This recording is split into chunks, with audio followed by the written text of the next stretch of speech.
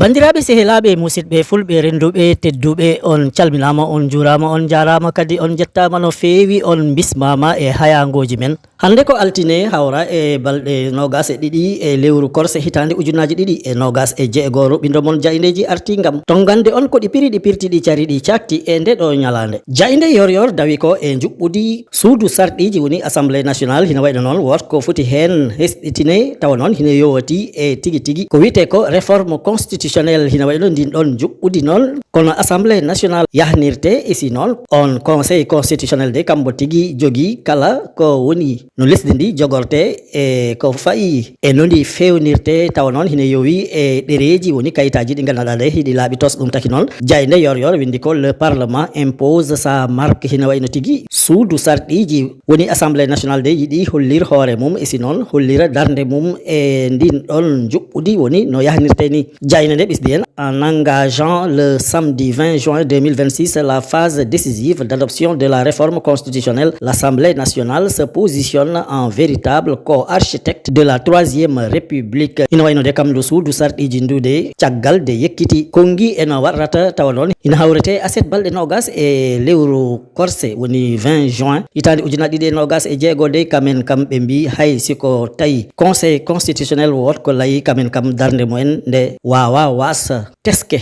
e hono lesdi ndi yahnirte e wiide jayinde yor jayinde Walf Quotidien de article e ɓe ganduɗa kamen jogui galleji mumen liggorteɗi woni patronat kamen de hina wayno tigui koɓe padi ko e laamu ngu ɓe kolleri ɗum e darde nde laamu foti daron gam darorande ɗumen e wallude ɗumen ha taki omo ganduɗa ka woni Amadou Ly tawa noon ko président du club des investisseurs sénégalais woni goomu mo ganduɗa de kambo rentini jomumen koppareje ɗe ganduɗa de heɓe ɗe jiiɗi waɗe nder Sénégal gam liggore woni on ɗon club des investisseurs sénégalais kamen de ɓe mbi ko koɓe padi ko e laamu he hina heewi noon tigui jayde nde windir ɗum ce que le patronat attend de l'état un état stratège doit s'appuyer sur son secteur privé hina wayno de kam on Amadou Ly wi ko tawi laamu ngu yiɗi yahru yeeso e ko fayi e ɓamtare e kisal e dañal de wawa was liggorte ɓe mbiyeteɓe secteur privé tawa noon ko jomumen galleji liggorteɗi ɗiɓe jiyani koye mumen jayde nde ɓisdi hen nous avons la capacité de structurer les financements de n'importe quel projet hina wayno de kamen ɓe mbi eɓe jogui koppareje ɗe ganduɗa kala eɓɓo yekkitago gam liggorede e nder lesdi he heɓe hen mbawi waɗɗen ɗon koppareje ha ɗum newo e wiide jayde Walf Quotidien jayde ɓisdini hen le patriotisme économique c'est de systématiquement placer l'investisseur sénégalais au centre de tous les projets de l'état hina wayno noon si tawi en jiiɗi foof ɗum wona gartam ɗam ganduɗa de ɓiɓɓe Sénégal heɓe hen jiiye koye mumen laamu ngu foti ko ɓiɓɓe Sénégal joguiɓe koppareje wawɓe liggo joguiɓe gandal de ɓe mbadde e kala ko liggate e nder Sénégal e wiide jayde Walf Quotidien jayde Le Soleil article e eɓɓo ɗimmo ngo ganduɗa de ngo fayi ko e liggade ɗum ko wiyete terre woni laana jordi tawa noon on ɗon liggey hombo tigui abbi e liggeyaji baɗeteɗi e on ɗon alhaali ha taki omo ganduɗa kam woni hoorejo lesdi Sénégal de waɗi jillu badngu fayide mantinigu teskagu ha toon to Sébikotane e si noon jayde Le Soleil windi ko deuxième phase du TER travaux de la gare de Sébikotane et inauguration de l'usine textile AVCI ina wayno de kam on mo ganduɗa kam woni Bassirou Diomaye Diakhar Faye de holliti noko liggeyaji gar mbo Sébikotane fuɗɗima e si noon rewi ɗo usine moƴƴinatɗo comci e ko wayi noon de tawa hombo wiye AVCI onne udditimbo bismima mbo jayne nde wi ko sous le signe des grands chantiers ɗum noon ɗum hollirta ko liggeyaji ɗi mawɗi ɗi ganduɗa de laamu nari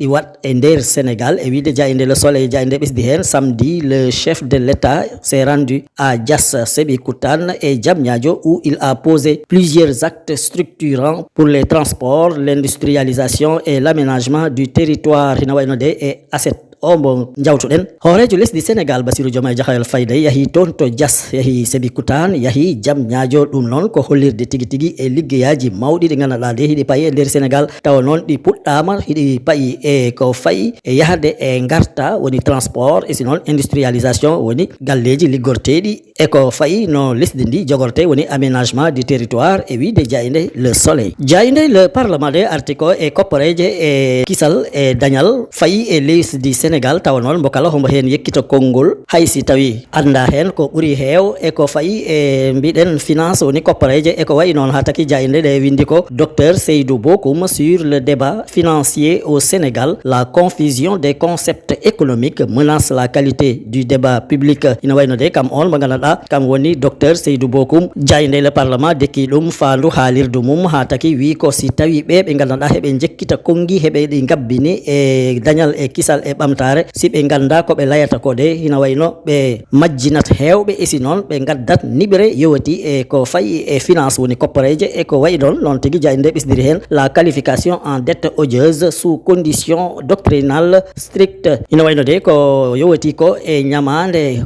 hulɓanide woni dette odieuse woni ñamande mawde pattam lamire ene ganduɗa de kamde foof en layata e ɗeɗo balɗe e nder Sénégal de wi si tawi ɗum tegaka e ɗo ɗum foti tege de ko majjere ɗum addata e nder lesdi Sénégal e wiide jayinde le parlement. Jayinde la dépêche windi ko volonté de Donald Trump de réformer l'ONU, Macky Sall en phase avec le président des États-Unis. Hina wayno de omo ganduɗa kam woni Donald Trump taw noon hombo woni hoorejo lesɗele denduɗe kam de miijo mum ngam waklidde goomu aduna gendiji taw noon ina fayi e fewtinde on ɗon goomu aduna de elle yiide mum e yiide Macky Sall de hina hawriti hina fottiti e wiide jayinde la dépêche noon tigui jayinde ɓesdiri hen Macky Sall ancien président du Sénégal est l'un des principaux candidats au poste de secrétaire général des Nations Unies, a déclaré dans un entretien exclusif accordé à Breitbart News qu'il soutenait les efforts du président américain Donald Trump. Ina wayno de kam on Macky Sall de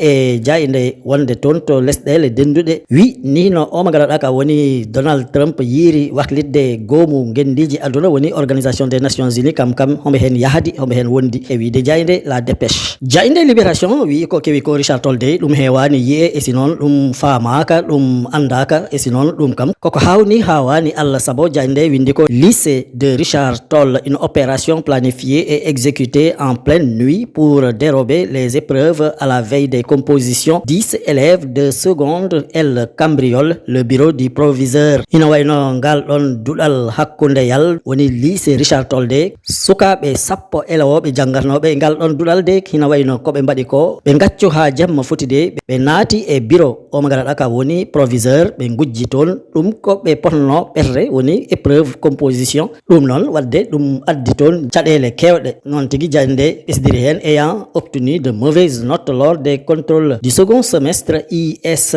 Mbalo 18 ans et N Ba 19 ans, F Diallo 19 ans et M Fall 19 ans ont mûri avec leur acolyte un plan pour dérober les épreuves de composition. Ina waɗi noon ɓe ganduɗa kamen goni ɓen ɗon elowoɓe de hina hen jilla biyeteɗo IS Mbalo tawa duuɓi mum hiɗi tolno e sappo e jeetati. N Ba kamne duuɓi mum hiɗi tolno e sappo e jeenayi. F Diallo sappo e jeenayi duuɓi dañi e M Fall kamne duuɓi sappo e jeenayi dañi de ɓe miiji ɓe mitti ha ɓe tegi ɗum ko ɓe poti wat kamen e wondiɓe mumen ha ɓe mbawi natta e toon to bureau proviseur ngam wujjude ɗin ɗon épreuve aji tawa noon ko hen ɓe potno ɓete e wiide jayinde la libération. Gasnirten ko coftal ɓalli sabo Solo Quotidien windi ko les lions au mondial, pas de faux débat. Hina wayno de e baroɗe équipe Sénégal gonɗe toon to lesɗele denduɗe tawa noon hina yowati e desewal aduna hitande ujunnaje ɗiɗi e nogas e jeego jayinde Solo Quotidien wi ko